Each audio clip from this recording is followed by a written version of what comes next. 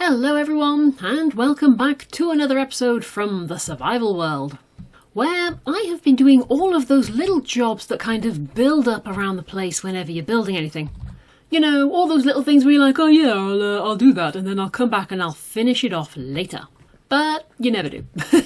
So I've been going around and doing those jobs, like, for example, extending all of the brickwork right down to the bottom and sort of building everything up and making sure things aren't floating anywhere, everything is looking at least reasonably solid, ignoring that great big hole there, which I appear to have missed.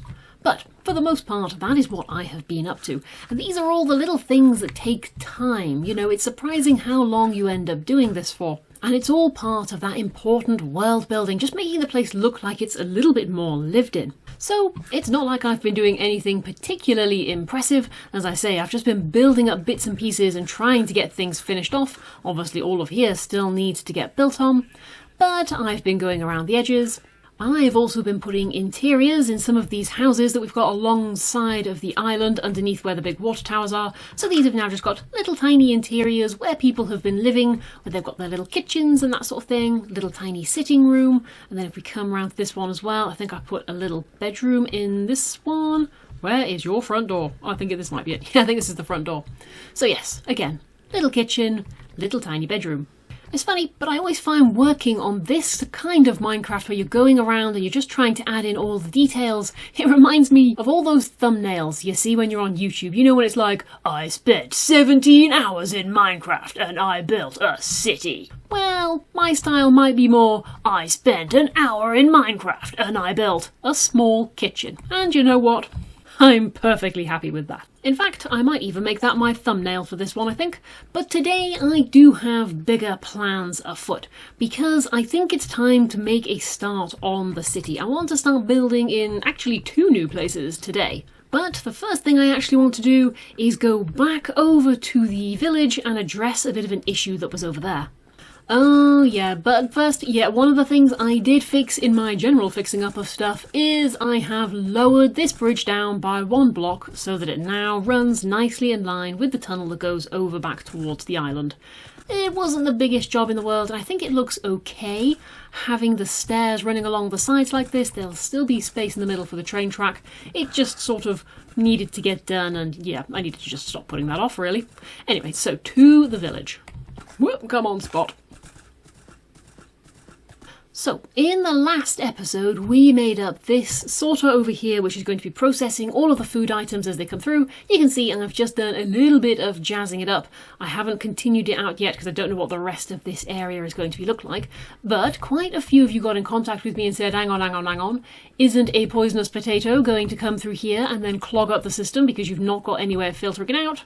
To which the answer is yes. Yes, poisonous potatoes did become a problem, which I figured I would solve in my infinite genius by having them come out instead through this filter, up this belt, and then into the composting system that I've got on this side.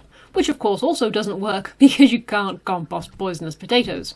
And so at the moment, they are just building up in this hopper here, and what I'm going to do is I'm going to have to put down another chute, a smart chute, which feels like a bit of a waste of one of these, underneath there though, and it'll catch those poisonous potatoes as they come in. In fact, I think what I'm going to do is I'm going to continue filtering the poison potatoes out from here so they go up along this belt, and then I'll snatch them off of this belt before they go into the composting system. So I should have chests on me. If I put one there, can I put a smart... Oh, but I can't... No, okay, I can't put a smart chute there, but I'm guessing I can put one next to that. I can. Ooh, we're going to have a fight here. Who is going to snatch the poisonous potato quicker? The smart chute or the smart filter up at the top? Well, let's grab a potato. And we'll say you, I only want you to take the potatoes out, nothing else, and then put them into this chest for me. And then I'll just grab that one out because there's no way I want a full double chest of poisonous potatoes. You can also go as well. Okay, so now what I'm going to do is I'll switch everything on, and then we'll throw the potatoes on, and hopefully they should just get stored for us. Can I remember which one of these is the sorter? That's the bone meal, so that's going to be composting stuff. There we go, that's got everything moving. Now, poisonous potatoes. If I just pop you on there... Hey, nice. The smart shoot did manage to grab hold of that one first. So now, let's just say, oh look, what a shame. We're making loads of poisonous potatoes. They should all be going into there and not into here. Fantastic. So I can now just put the rest of the potatoes in there, and then when I switch all this on, that will be able to just gather everything up, and hopefully nothing is going to be clogging anywhere. It should all be good to go now. But for now, let's go back over to Cherry Hill. Where is Spot? What are you doing up there, Spot? Ooh, I'm going to die if I get on you. Ooh, yes, I am going to die. Look, get off there. Get off. Get off. Get off. Right, come on, let's go. You can come with... Oh no, I'm dying again. Oh, where am I? Oh no, I'm back. Right, come on, Spot. That's clearly far too confusing for me. We need to go this way. Can you climb up here? Come on, Spot. The great mountain climbing horse that you are. Let's just run over here. So my plan is, I really like this cherry biome. It seems like a shame to start chopping it all down, so I'm going to start building basically on the furthest side of it, and then I'll decide whether or not I want to turn this into more of a park or something like that that's next to the city, rather than kind of taking down all of these nice trees. Anyway though, if we come over here to where I have conveniently left my cannon and stuff, this is where I'm thinking about starting to build.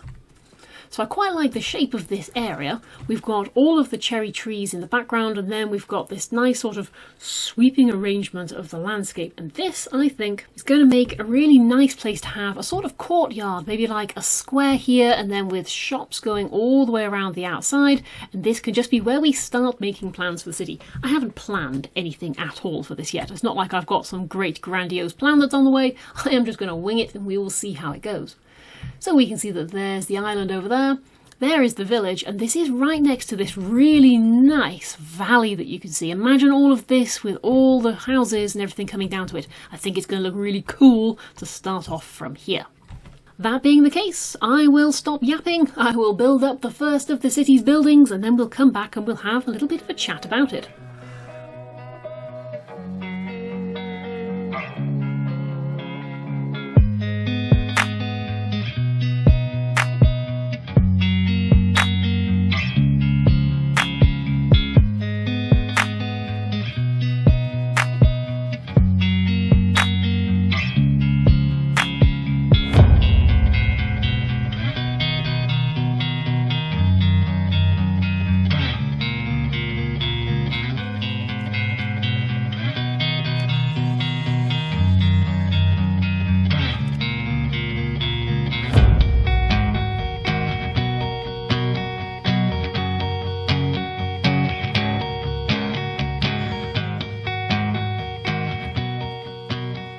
And there you have it. Here is the first shop, the first bricks, the first thing placed down, which is going to be part of the city, which as of yet still has no name. Should probably name something cherryish. I might call it like Morello City or something like that. Something to do with cherries anyway, and Morello is the only type of cherry that I know. Anyway, here is the shop. What do you think? If you had to take a guess and go, oh yeah, that's definitely a such and such shop, what kind of shop would you say that it is? Hopefully you just said clock shop. If not, never mind, it might need a bit of a restyling. But this is a clock shop. That is exactly what it's going to do. At least it's going to look like a clock shop anyway. It's actually going to be creating precision mechanisms for us. So if I just go inside and we realise, ooh, it's rather dark in here. Do I have any torches? I do. So here is a little precision mechanism contraption already set up for us and ready to go. I think I've already done a tutorial on one of these. It is exactly the same, where you just have a little circular motion, a piece of gold can then travel around here, it will get poked at by these deployers, and then once it actually becomes a precision mechanism, it'll be able to go into here. And precision mechanisms, I was looking at one earlier, if we look at them, they look vaguely like something that would be in a clock, so I think they suit this shop quite nicely. And that's what I want. I want all of the shops which are in this city are going to make one of the final products for us. So none of the gold or anything like that's going to get made around here. That will get made somewhere else and then be shipped into the city where all of the artisans who live here craft the final products. And in this case, obviously, clocks, but yeah, actually going to be precision mechanisms. But while this is looking okay as it is certainly rather dull. We need to get a proper interior in here, and the first thing to do is going to be to strip out this floor and replace it with something a little bit nicer.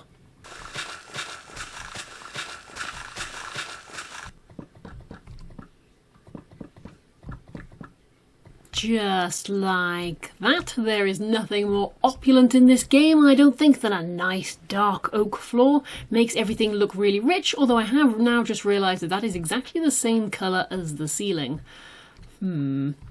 Okay, that's probably going to have to get changed at some point. For now though, customers are going to come into this shop and they definitely should not be able to just walk straight up to this mechanism and get all their little fingers trapped in these machines. So that needs to be warded off somehow so that people can't get up to it.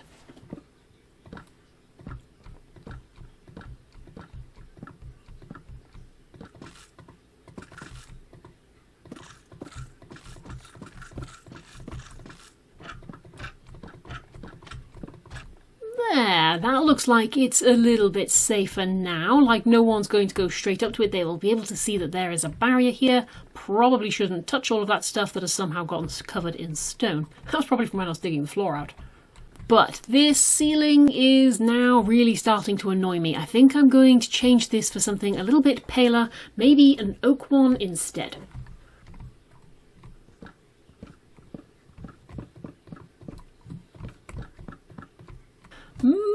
That's a little bit better, although I am wondering if it's still a tad too dark. It might be better off being birch instead. That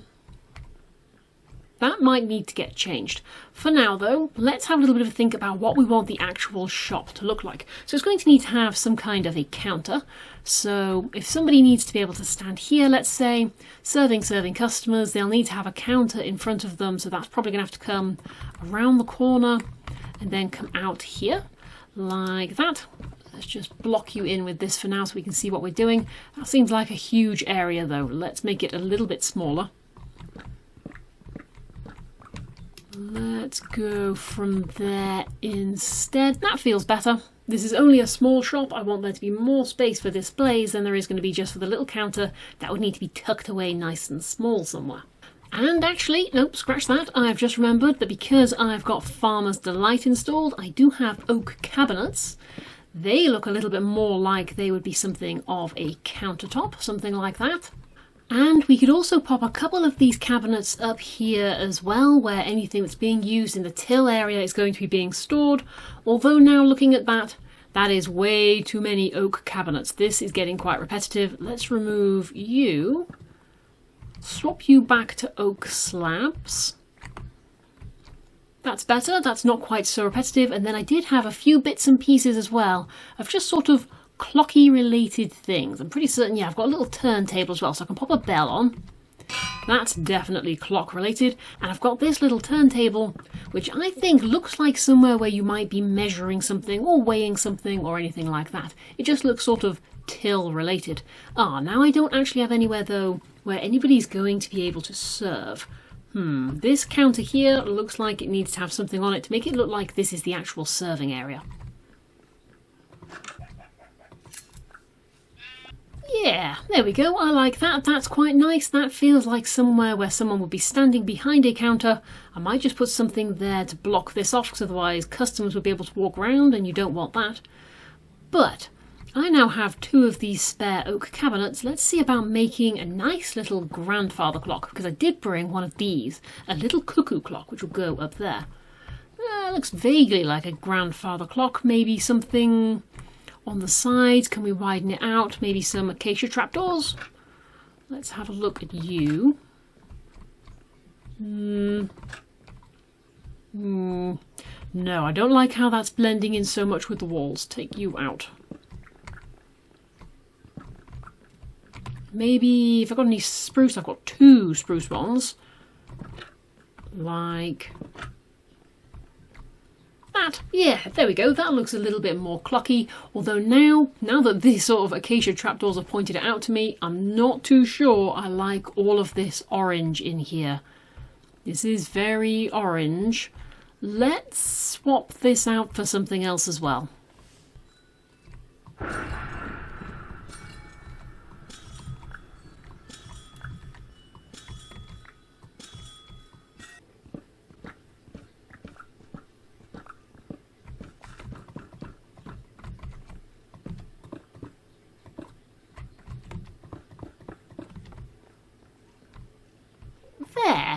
is looking much jollier, I think. I prefer this nice stripy effect. It's a little bit on the jester side, but I think it looks all right. Okay, give me a minute. I am just going to get this interior finished up and I'll come back to you in just a second. And here we go, one completed shop. Well, I say completed, I haven't done anything in the upstairs compartment. That's probably going to be attached to whichever shop goes next door to this. It'll all sort of run through across one to make one interior. For now though, let's just go and have a little look inside. I swapped out the oak doors and went for the andesite ones instead, just because they've got this very nice, very fancy way of opening. It's supposed to be on something like a train, but I think it works all right for these shops too. Then we can come inside, and I've just done a little bit of putting things around the place, somewhere for people to sit. They can wait here while their clocks are being repaired. And I've also got just some other clocky related stuff around the place as well. Let me up. I've also put down a little bit of a carpet with some of this glow lichen on the top of it, just to light the place up a little bit more, because it's not the brightest of shops when you're in here at night.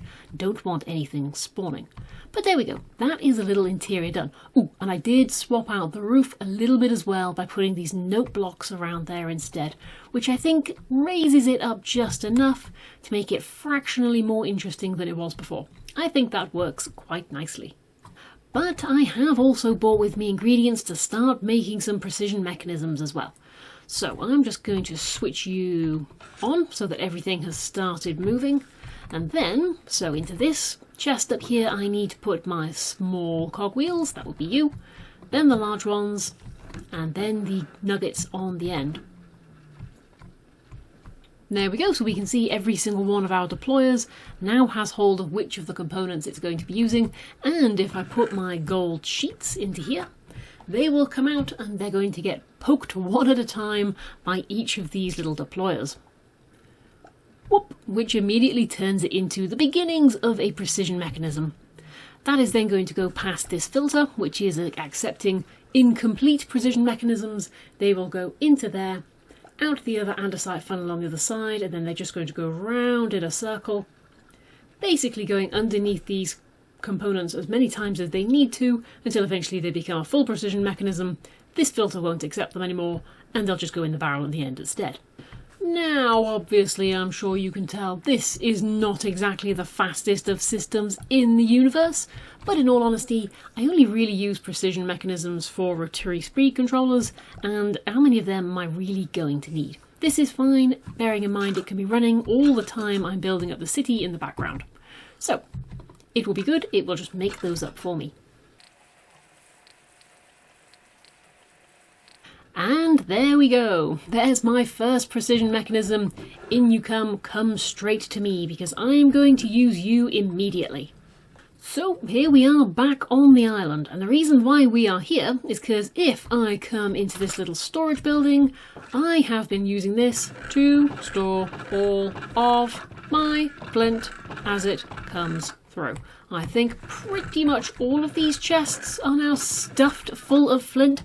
So it's about time we did something with that, and I want to convert it into both andesite and granite. Andesite, of course, because that gets used for andesite alloy, quite possibly the most useful block in the entirety of the Create mod, and granite because, well, I build with an awful lot of granite, and it's a real pain to have to keep on going and getting it. But the farm that I have designed for this uses a rotation speed controller, because otherwise, quite frankly, it's too slow even for me. And so, to make our rotation speed controller, we need, I think it's just brass casing and the mechanism, is that right? Haha, that was right. Well done me, well remembered.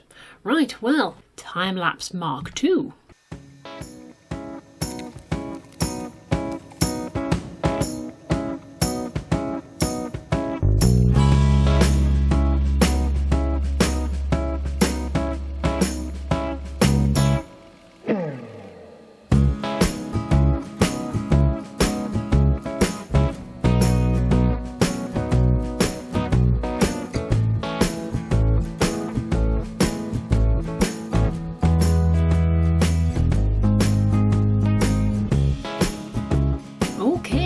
here we go. So this is the andesite and granite farm, which you can see here. This is where our andesite will be forming, and this is where the granite's going to be forming. Having said that much now though, running down this path, which I do a lot, I don't like the fact I've got those two chests facing straight at me, so they are going to get covered over at some point. But let's have a little look at the farm itself. So this is exactly the same as the tutorial that I built. I have literally just skinned over it to create this building. There is lava sources up there which are dripping down onto these cauldrons, which you can just see above the pipes, which then go down into the fluid storage container at the back. From there it then gets piped into two basins, 1 and 2. As we can see, they've already got some lava in them. And then these chests on the side, that one is going to contain red sand when I get some. This one is going to have gravel put into it, and then they'll all be mashed up with some flint, which is going to go into that vault at the back.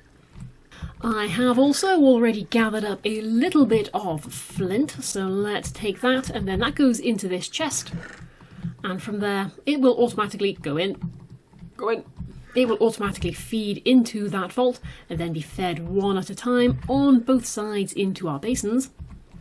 Give me all of the flint, and what I'm going to do is I will slowly bring this over from all of the different farms that I've got and feed it all in until it is jam-packed full of flint, and then I can just switch on the machine and add gravel or red sand to create whatever it is that I am after. But that being the case, and I believe I've got some gravel as well, let's pop that in and let's see if this is going to work. Everything on? Nope. There, now everything is on. Oh, there we go. Look at all of that lovely lava being drawn down for us from the cauldrons up above. Let's put some gravel in here. Whoop, and there we go. Here comes our andesite. Ah, nice. So that'll just tick along in the background and it'll just slowly convert all of this gravel into andesite for us. The only thing I need to get set up is somewhere where I can crush down terracotta. Now I have got the farm over on the other side. If I just run over there quickly, that's got plenty of clay building up in it. I can set this to either create iron or create clay for me, whichever one I want, and at the moment it's making more clay. And here it is, it's all building up nicely. And this can all be smelted down, of course, into terracotta. And then I believe that just has to be crushed. Red sand. Yeah, terracotta can then just be crushed down and then that will make red sand. Nice, nice and easy. Just get that one set up and then I will have plenty of granite going forwards as well. Just need to find somewhere where I can set up some more crushing wheels. But locations of crushing wheels can wait for now, because I want to show you two places where I'm thinking of starting building. Neither of which is actually all that far away, although they are going to be a slight trek, so I will just run over and show you the first one. Okay, somewhere around here there is a hole, which doesn't exactly sound like there he is, the world's most exciting thing, but I dug down just there to get to a spawner that I'd found, and I found somewhere else even better. So I'll just dig down here a little bit.